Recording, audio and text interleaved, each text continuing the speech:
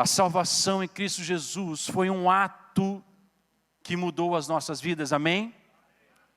Quando Jesus sobe naquela cruz, em todo o tempo que Ele está naquela cruz, Jesus esteve ali para cumprir um propósito eterno que mudaria a minha e a sua realidade. Enquanto Jesus estava naquela cruz, enquanto Jesus estava ali no madeiro, naquele lugar, cumprindo o castigo que deveria ser derramado sobre mim e sobre você. Nós éramos merecedores daquele castigo, mas Jesus, o Cordeiro imaculado de Deus, sem defeito, sem pecado, Ele se colocou no lugar que estava reservado para mim e para você. E a salvação representa isso. Um Deus cheio de amor, um Deus cheio de graça, um Deus maravilhoso que se move em favor de nós, subindo naquela cruz, para receber sobre si o castigo que nos traz a paz. E porque o amor de Deus se manifesta através do seu Filho Jesus Cristo, nós encontramos vida através da salvação. Então a salvação é um acesso liberado às promessas de Deus sobre mim e sobre você. Quem crê assim diz amém. Então a cruz do Calvário é um lugar onde nada termina nela, tudo se inicia por ela. Porque quando Jesus sobe naquela cruz, Ele diz assim: eu libero sobre vocês agora o poder da ressurreição. Porque ao terceiro dia eu vou ressuscitar do dentre os mortos, e eu trarei nas minhas mãos a chave do inferno e da morte, e nada poderá deter a sua vida. Por quê? Porque agora a sua vida está nas minhas mãos. E todo aquele que confessar o meu nome diante dos homens, eu o confessarei diante do meu Pai. Então Jesus subiu naquela cruz, e quando Ele sobe naquela cruz, Ele diz algo muito profundo. Ele diz assim: teletestai, não é isso que Ele diz lá? Que para nós significa está consumado. Naquele momento, Jesus estava, pelo poder da ressurreição, pelo poder do perdão, pelo poder da vida, liberando acesso para nós, aqueles que foram lavados e redimidos pelo sangue de Jesus, para uma nova vida. Você entende isso? Nós éramos pecadores, nós éramos gentios, nós éramos afastados, nós éramos perdidos, mas agora, pela salvação em Cristo Jesus, a nossa realidade muda, porque nós o recebemos agora, nós temos a nossa vida transformada pelo amor e pelo poder do Senhor. E uma das coisas mais lindas que eu creio que Deus fez através do estar consumado na cruz do Calvário, foi mudar a minha realidade, a sua realidade, porque agora nós nos tornamos adoradores do Deus vivo, aleluia. E eu queria convidar você a abrir a sua Bíblia, por favor, no Salmo 95, do versículo 1 até o versículo 11. E diz assim o Salmo 95, e eu quero me debruçar sobre ele com vocês nessa noite, porque Deus tem falado comigo profundamente a respeito desse Salmo.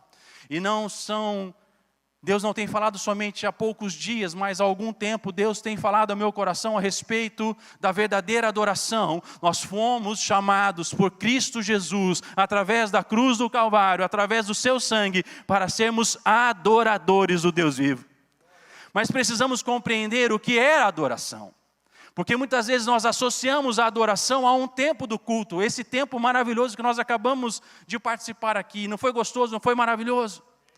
Quero dizer para vocês, meus irmãos, que enquanto eu estava ali no meu lugar, e o Ministério de Louvor ministrava, eu ouvia a igreja cantando.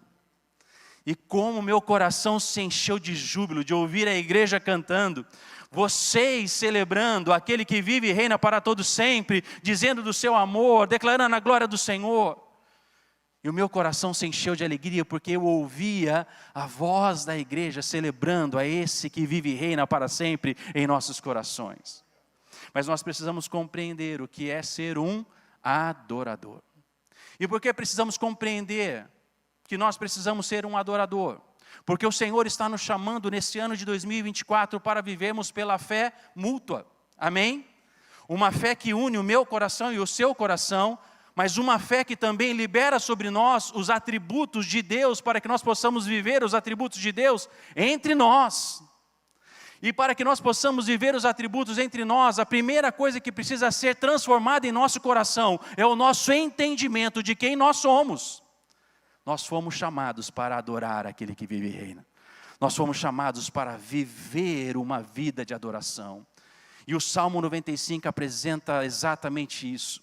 O que é um adorador na sua essência. Olha o que diz o Salmo 95, versículo 1 em diante. Vinde, cantemos ao Senhor com júbilo, celebremos o rochedo da nossa salvação. Saiamos ao seu encontro com ações de graças, vitoriemo-lo com salmos, porque o Senhor é o Deus supremo e o grande Rei acima de todos os deuses. Nas suas mãos estão as profundezas da terra e as alturas dos montes lhe pertencem. Dele é o mar, pois ele o fez. Obra das suas mãos os continentes. No versículo 6 ele renova o convite do versículo 1 dizendo assim: vinde, adoremos e prostremo-nos, ajoelhemos diante do Senhor que nos criou. Ele é o nosso Deus e nós, povo do seu pasto e ovelhas da sua mão.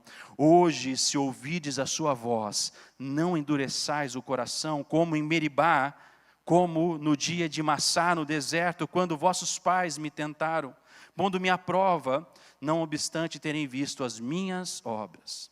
Durante 40 anos estive desgostado com esta geração e disse: é povo de coração transviado, não conhece os meus caminhos. Por isso jurei na minha ira, não entrarão no meu descanso. Amém? Quando nós olhamos para o Salmo 95, nós vemos uma estrutura textual muito interessante entre o versículo 1 e o versículo 11. E a primeira estrutura textual que eu quero ver com vocês, ele está exatamente do primeiro versículo até o versículo 5. Porque ele começa com um convite. Ele fala assim: vinde.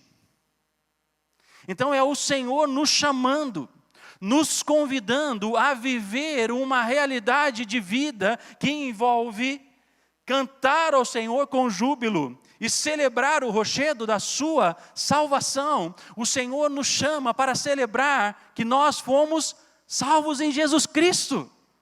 Ele nos convida para adorar ao Senhor, por quê? Porque a salvação em Cristo Jesus nos alcançou. Nós temos a nossa história mudada pela salvação em Cristo Jesus.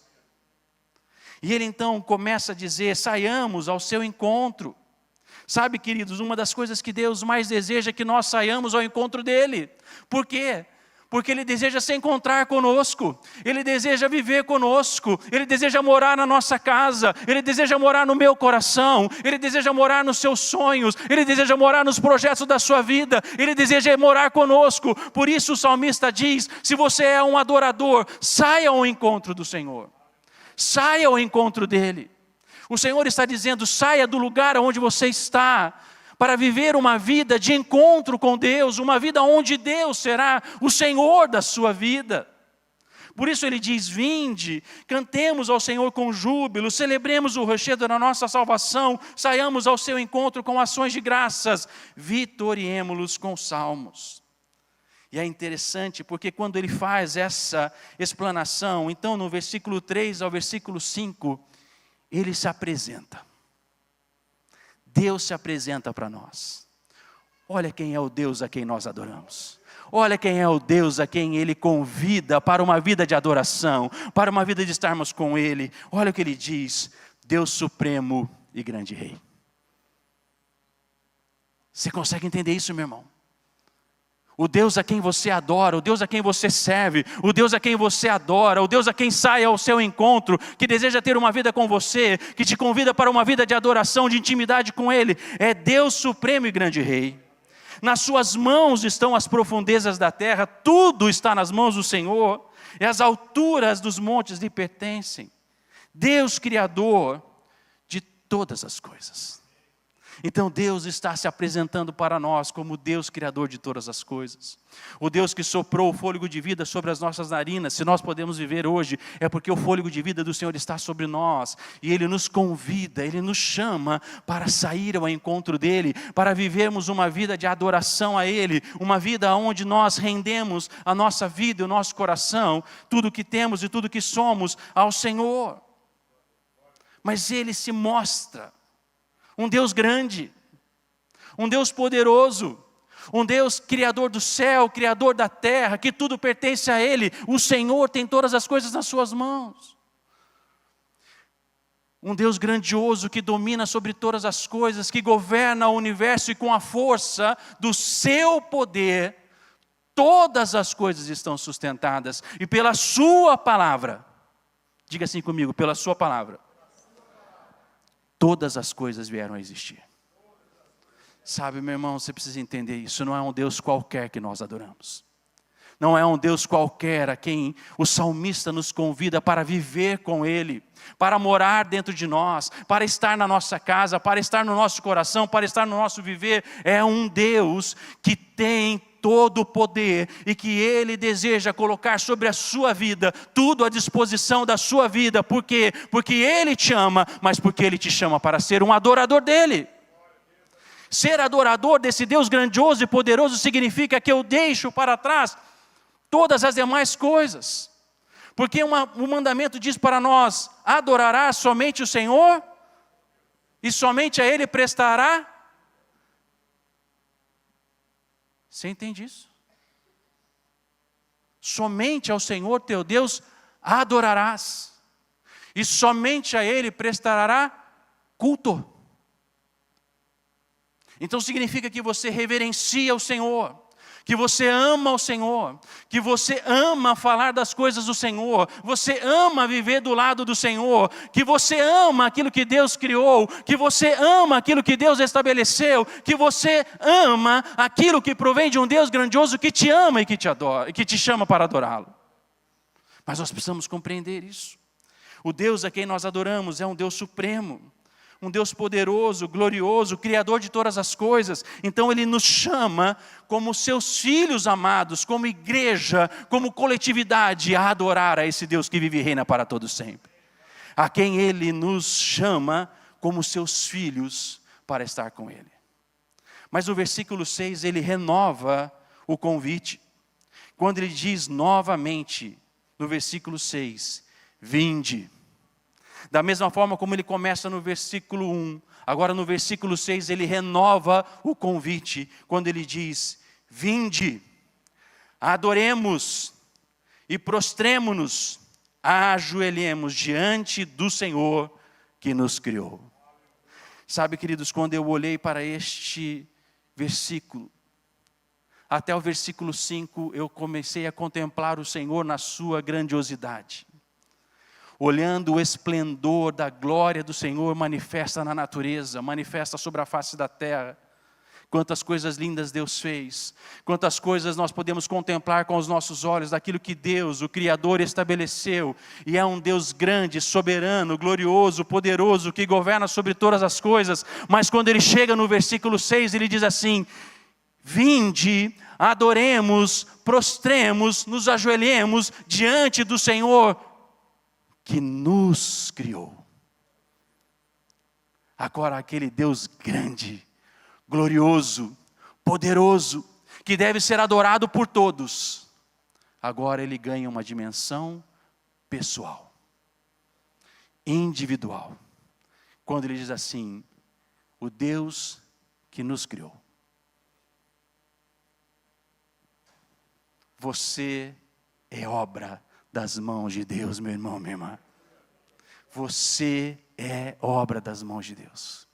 Um Deus grandioso, um Deus poderoso, Criador do céu, Criador da terra, mas que através do seu amor nos deu salvação, e pela sua salvação, através de Cristo Jesus, agora Ele diz, vinde, vinde,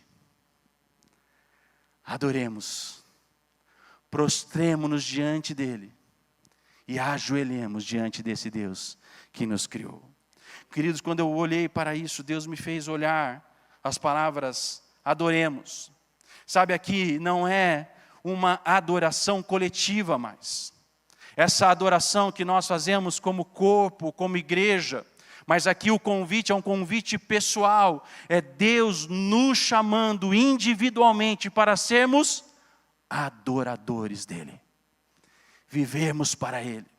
Sabe, meus queridos irmãos, isso envolve o meu coração e o seu coração. Por isso que a palavra do Senhor diz, de tudo que se deve guardar, guarde, repete comigo, o teu coração.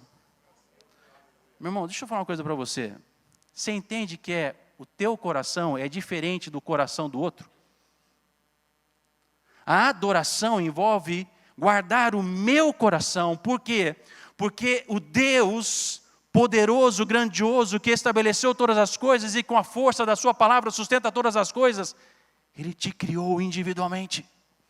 Ele te ama. E através de Cristo Jesus, a salvação alcança a sua vida. Por isso Ele te chama para uma adoração, agora, não mais coletiva, mas uma adoração individual, pessoal, com o nosso coração nós adoramos. E essa palavra adoramos significa inclinar-se. A adoração significa que nós nos inclinamos ao Senhor. Nós nos prostramos diante dEle. Significa que nós estaremos prostrados diante de um Deus superior, em deferência diante de qualquer outro Deus. Por quê? Porque Ele nos chama para adorar somente a Ele. O Deus que vive e reina para todo sempre. Que nos amou e nos chamou para si, através da salvação em Cristo Jesus. Mas então aqui significa que nós nos prostramos, nós nos inclinamos, nós entregamos algo para Deus através da nossa vida rendida a Jesus Cristo. A adoração então significa, eu me inclino diante do Senhor. Eu me prostro diante do Senhor, reconhecendo que esse Deus, Criador de todas as coisas, me criou e me chama para uma vida de adoração a Ele. Você consegue compreender que isso não envolve o outro, envolve você? Ele te chama, Ele te convida, Ele te dá acesso, Ele te dá oportunidade para viver uma vida de adoração, de estar inclinado diante dEle. E é interessante porque agora Ele usa uma segunda palavra que é prostremo-nos, que significa curvar, ajoelhar, arquear, inclinar, encurvar-se até os joelhos, ajoelhar em reverência. Então a adoração significa que nós inclinamos diante desse Deus, Criador de todas as coisas, mas prostrar-se significa que nós nos rendemos a Ele. Nós nos rendemos a Ele. Nós nos rendemos ao senhorio do Senhor. Nós nos rendemos às vontades do Senhor, nós nos rendemos à obra de Cristo em nossas vidas, nós nos rendemos àquele que vive e reina para todos sempre, nós nos rendemos aos sonhos de Deus, nós rendemos aos projetos de Deus para nós nos rendemos dizendo, Senhor, a Ti entregamos o nosso viver e só nos importa viver para Ti. Então a adoração é eu me inclinar para adorar a esse Deus poderoso, mas prostrar-se significa eu me rendo diante de Ti, Senhor. Eu me rendo diante de Ti. Pastor, mas onde ficam os meus sonhos? No mesmo lugar que eles devem estar. No seu coração. Mas o que muda é a disposição do seu coração. Porque agora já não importa mais os seus sonhos. Quando eu me rendo prostrado diante dEle, eu digo, Senhor, que os Teus sonhos venham sobre mim. Eu quero viver os Teus sonhos, Senhor. Revela o Teu coração para mim. Revela o Teu coração. Eu quero viver os Teus sonhos. Quero viver os Teus planos. Deus, eu submeto a Ti. Eu submeto a Ti. Eu submeto a Ti todos os planos do meu coração. Porque eu sei que a resposta certa vem da boca do Senhor. Então eu clamo pela resposta dos Teus lábios. Adoração significa que nós nos inclinamos. Mas prostrar-se significa que nós nos rendemos ao Senhor. Nós nos submetemos ao seu senhorio. Nós deixamos que Ele estabeleça em nossas vidas o seu querer. Porque o querer, o efetuar vem do Senhor. É uma rendição ao Senhor. Seja feita a tua vontade. O Senhor é a porção da minha herança. O meu coração está nas tuas mãos. Então, adoração significa o meu coração se inclina ao Senhor. E prostremo-nos significa a minha vida se inclina e se submete ao Senhor. E aí ele vem e diz assim, ajoelhemos. E aqui veio algo que saltou ao meu coração. Porque quando nós nos ajoelhamos, aqui nesse sentido, é no sentido de um filho que busca a bênção do pai. Antigamente, meus irmãos, eu sei que isso é muito antigamente, amém? Talvez algo até que nós deveríamos buscar resgatar na nossa cultura e no nosso meio. Quando nós chegávamos diante dos nossos pais, o que nós fazíamos? Bênção, pai. E o pai dizia, Deus te abençoe. Ajoelhar aqui significa exatamente isso. Nós nos ajoelhamos diante do Senhor e dizemos, Deus nos abençoa. E Deus, na sua infinita graça e misericórdia, diz, eu te abençoo, meu filho. Então a adoração é buscar as bênçãos do Senhor através de joelhos rendidos ao Deus Todo-Poderoso. Então eu inclino o meu coração, eu me prostro diante dEle, e eu digo, Pai, eu submeto a minha vida às Tuas bênçãos. E sabe o que Deus faz? Deus nos abençoa. Por quê? Porque a adoração envolve um coração rendido aos pés de Jesus Cristo. A adoração envolve que nós nos prostramos diante dEle e que nós nos ajoelhamos diante do Senhor para pedir as suas bênçãos. E aqui a palavra bênção significa liberados para prosperar. Então Deus diz assim, eu te libero para prosperar, meu filho. Eu te libero para prosperar, minha filha. Eu te libero para prosperar, meu filho. Eu te libero para prosperar, minha filha. Por quê? Porque você está em adoração a Ele. Porque você está de joelho diante dEle. Porque você está buscando adorá-lo, viver para Ele. Ele é o seu Deus, Ele é o seu Senhor. E você se inclina, você o adora, você se ajoelha diante dEle. Então Ele diz para você, eu te libero para abençoar, para prosperar. E a prosperidade do Senhor virá sobre nós, através da paz, da alegria e do contentamento do Senhor sobre os nossos corações. E nós deixamos de buscar coisas frívolas que não têm valor. E nós passamos a buscar aquilo que tem valor, que é o amor de Deus sobre nós, a graça de Deus sobre nós, a paz de Deus sobre nós, o amor de Deus sobre nós, a unidade do corpo de Cristo entre nós, a vida do Senhor entre nós. E isso não tem preço. Então a adoração significa que nós inclinamos o nosso coração a Deus em adoração. Nós nos prostramos de joelho para dizer, nós nos submetemos ao senhorio do Senhor. E nos ajoelhamos para ser abençoados, liberados para prosperar, segundo a vontade de Deus sobre nós. Sabe, queridos, a mudança que acontece na adoração, é que a adoração muda a natureza do nosso caráter. Eu vou repetir. A adoração muda a natureza do nosso caráter. Porque nós reconhecemos que nós não somos nada, mas que nas mãos dEle nós podemos todas as coisas. Na adoração nós entendemos que quem vai adiante de nós é o Senhor e Ele guerreia as nossas batalhas. Na adoração nós reconhecemos que nós somos incapazes de fazer qualquer coisa por nós mesmos. Mas a palavra do Senhor diz, aquele que está em Cristo é nova criatura. E porque você é nova criatura, a vida de Cristo começa a se manifestar em você. E agora o caráter de Cristo começa a se manifestar em você. E as transformações vão sendo liberadas. E porque as transformações estão sendo liberadas, você vai prosperando. Porque agora a glória de Deus guia o seu coração e a sua vida.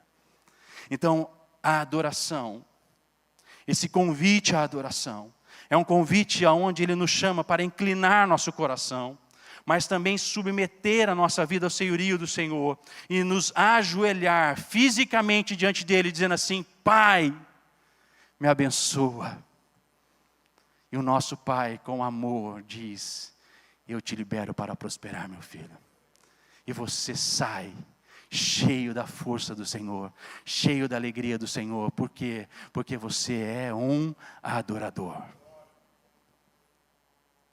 Mas por que podemos fazer isso? Por que podemos fazer isso? Nos versículos da primeira estrutura textual, ele se apresenta como um Deus grandioso, poderoso, Criador do céu, Criador da terra, tudo está nas suas mãos, amém? Mas agora no versículo 7 ele diz assim: Ele é o nosso Deus. Você entende isso?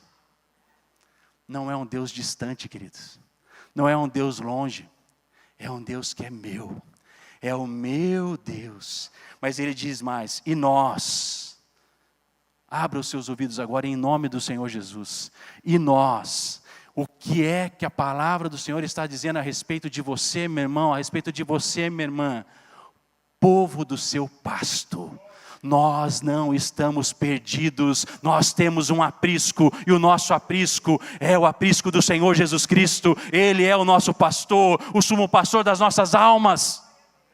Nós somos povo do seu pasto.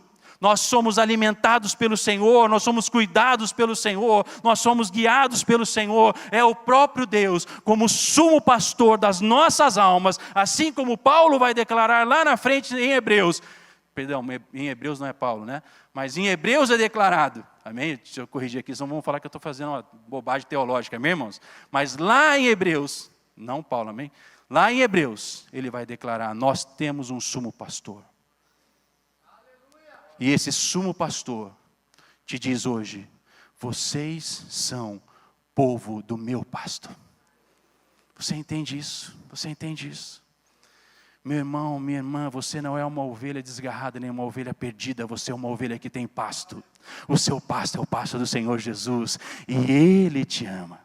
Ele cuida de você. Mas Ele diz mais: e ovelhas da sua mão. Você entende isso? Sabe aonde você está? Nas mãos do Senhor. É o Senhor que nos acolhe como pastor. É Ele que tira a lã. Para quê? Para que venha a nova lã. É Ele que nos alimenta. É Ele que cuida de nós. É Ele que, quando a gente dá aquela, né, saidinha um pouquinho do pasto, porque a gente quer dar uma pasteada por aí, né? Rapaz, ovelha é um bicho que precisa de pastor, amém? Ele vai até nós, Ele nos resgata, e com o seu cajado de graça e de amor, Ele nos sustenta e nos pastoreia. Nós somos ovelhas das suas mãos.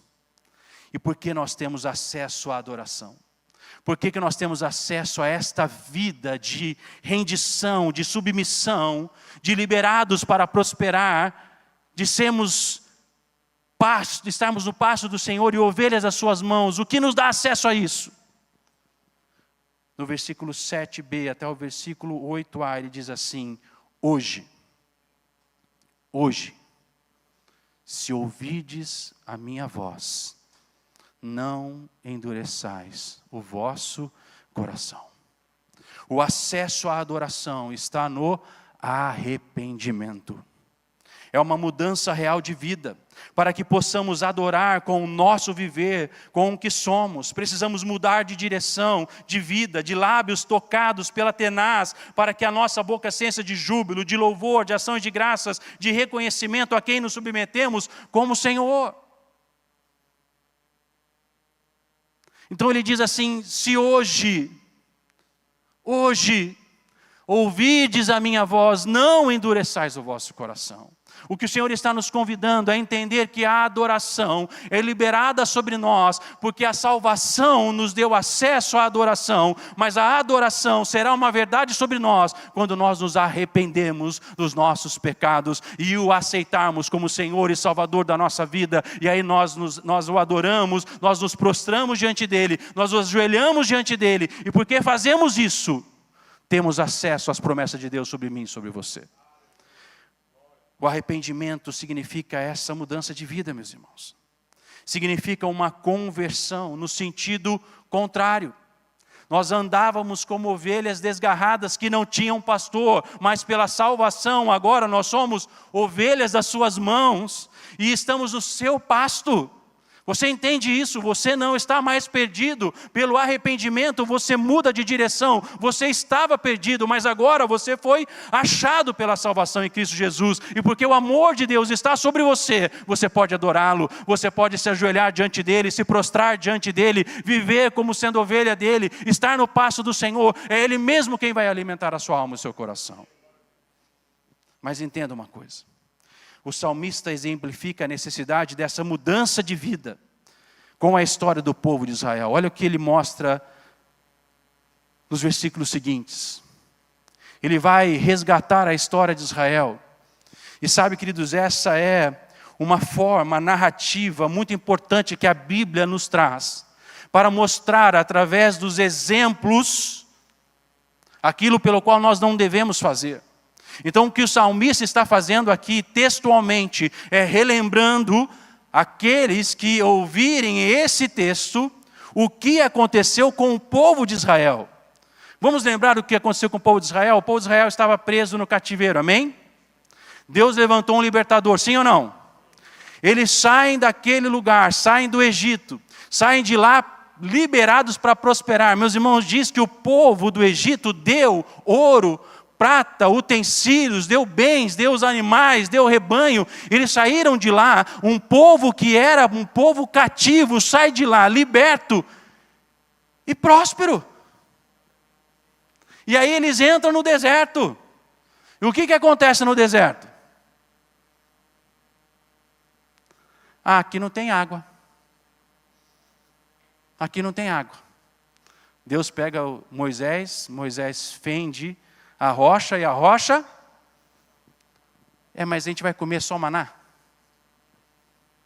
A gente vai comer só maná, mas só tem isso. Não tem nem um matuto aqui para a gente poder... não pode fazer propaganda, desculpa aí.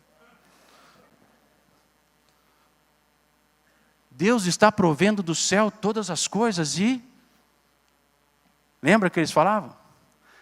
Que saudade da cebola do Egito. Meus irmãos, imagina quem não gosta de cebola como eu. Não ia ter saudade nenhuma do Egito. Mas eles começaram a ter saudade da onde? Da onde eles estavam cativos. Deus havia libertado. Deus havia manifestado o seu poder. Eles passaram a pé seco no mar, não foi isso que aconteceu lá?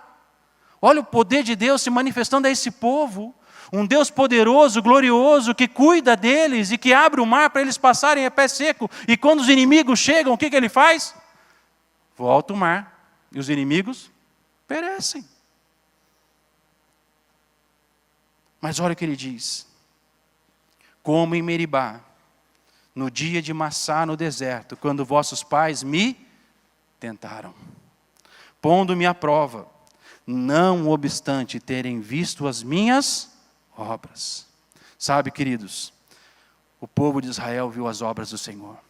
O povo de Israel experimentou um Deus provedor, um Deus libertador, um Deus que ama, um Deus que te chama para adoração, um Deus que te dá tudo o que você precisa, mas muitas vezes nós ficamos assim como Israel. Mas meu carro, mas a minha casa, mas o meu emprego, mais isso, mais aquilo. Um povo que viu as obras do Senhor, pereceu no deserto, porque tentaram o Senhor. Porque não entenderam que a adoração nos faz reconhecer que tudo o que temos vem do Senhor. E quando temos gratidão em nossos corações, o próprio Senhor, assim como diz a palavra dele, nos libera para prosperar. E Ele abre portas, Ele abre caminhos do deserto, como nós cantamos nessa noite. Mas nós precisamos mudar o nosso coração. Olha o que ele diz: é povo de coração transviado. Mas o mais triste, não conhece os meus caminhos. Sabe, queridos, a adoração envolve viver para o Senhor e para Ele somente. E para tanto precisamos nos arrepender. E arrependimento significa mudança de direção no sentido contrário. Se nós estávamos indo por um caminho, o arrependimento significa que eu mudo de direção no sentido contrário. Eu dou as costas para aquilo que eu vivia e agora eu passo a viver de frente para as promessas do Senhor. Eu passo a viver de frente para as bênçãos do Senhor. Eu passo a viver de frente a um Deus que nos ama, que é poderoso, glorioso e que nos chama a render os nossos corações a Ele. Em adoração. É ver as obras do Senhor e glorificá-lo por isso, reconhecê-los em nossos caminhos, para que os nossos caminhos sejam caminhos do Senhor, e que não nos desviemos nem para a direita, nem para a esquerda, mas que nós possamos confiar que Deus, com a sua própria mão e com o seu próprio poder, está nos guiando em direção às suas promessas. Eu posso não entender agora, eu posso não compreender agora, mas eu me submeto em obediência, sabendo que no tempo oportuno a glória de Deus se manifestará e eu experimentarei o mar se abrir diante da minha frente. A adoração é um viver para Cristo. E assim como diz o apóstolo Paulo, é ver Cristo formado em nós. A adoração é ter o caráter de Cristo gerado em meu coração e no seu coração. E sem nenhuma canção, sem nenhuma música, nós expressamos a maior canção que nós podemos fazer diante do Senhor. Dizendo: Senhor, eu me submeto a Ti. Eu submeto os meus planos a Ti. Eu submeto o meu coração a Ti. A canção da santidade do Senhor gerada em nossos corações. A canção do amor de Deus gerada em nossos corações. A canção do olhar uns para os outros em amor e servir uns aos outros em amor. A canção que o Senhor nos chama para cantar sem nenhuma nota, sem nenhuma melodia, mas Ele nos chama para viver a canção do amor a Ele. E essa será a mais linda música que nós vamos cantar, porque reconhecemos que nós somos rebanho do seu pasto e ovelhas às suas mãos. E Ele é quem nos pastoreia e cuida de cada um de nós. A adoração não são canções. Canções são meios pelos quais nós podemos adorar ao Senhor. Os atributos do Senhor. Declarar que Ele é o nosso Senhor, Salvador e que não há outro igual a Ele. Mas muito mais do que cantar, o Senhor nos chama hoje para viver em adoração. Com os nossos corações rendidos a Ele, com o nosso coração derramado diante dEle, com a nossa vida quebrantada diante do Senhor, pedindo ao Senhor: Senhor, muda a minha mente, muda o meu coração.